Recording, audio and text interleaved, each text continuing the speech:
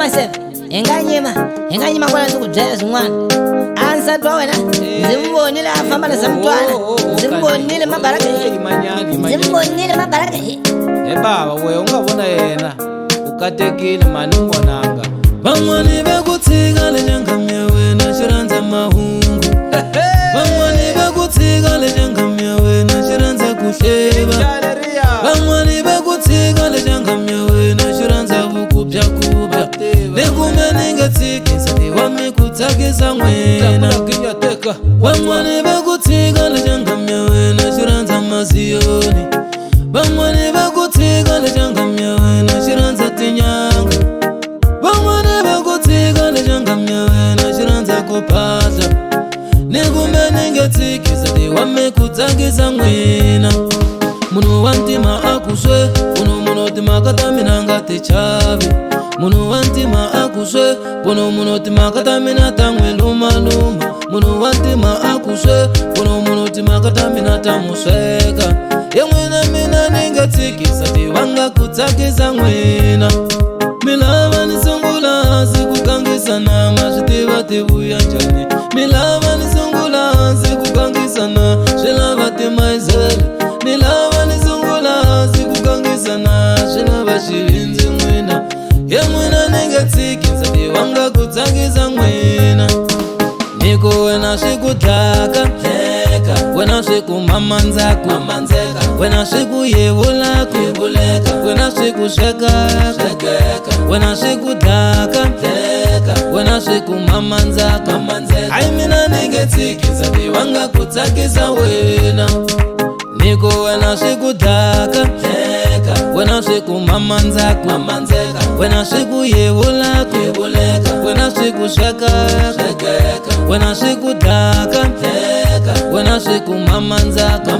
hayi mina ni nge tshiki nsati va nga ku tsakisa wena anzimi anzoringeta ku kombisa Chauke aswaku nsati wa wehe va teka se mabarakeni va teka nimbonile Chauke fuka munhu anga boha na buruku hi thayi Chauke xayani ala ku kuza mina nsati wa mina baba i nga yimanyana mana madala we u nga swi vona u katekile mina ni swi vonanga ende loko ni nga swi vonanga a swi humelelanga hi nga ndzi tshika madalo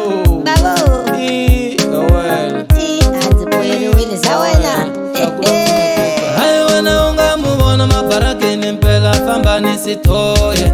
hayi wena u nga mu vona mabarakeni mpela famba ni simiyawu hayi wena u nga mu vona mabarakeni mpela famba ni mafusi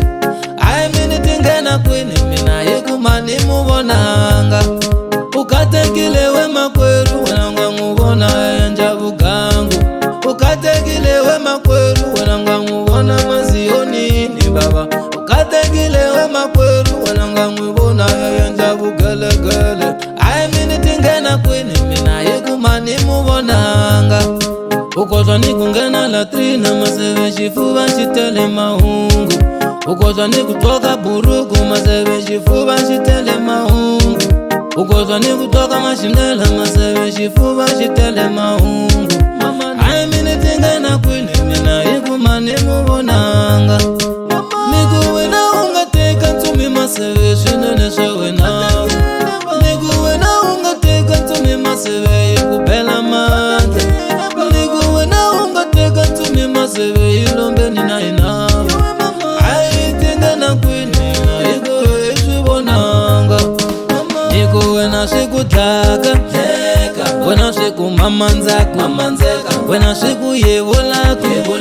wena swi ku swekaka wena swi ku dlaka wena swi ku mamandzaka hayi mina ni nge tshiki nsati va nga ku tsakisa wena